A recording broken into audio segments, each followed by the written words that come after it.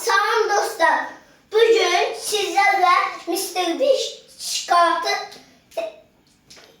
yiyeceğiz. İlk defa yeyirik. Bu koftanda Hacı Emir gönderip bunu da bu Mr. Beast'i de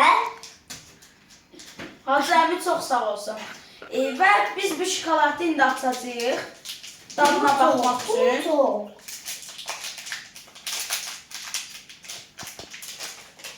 Mr. Beast şokolatı. Bu qədər balaca gözləmirdim amma yox. Burada Mr. Beast, burada da Fistlobus yazıb.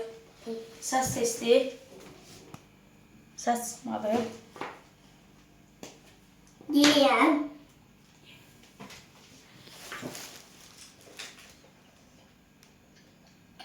Şokolad belə qəribədir.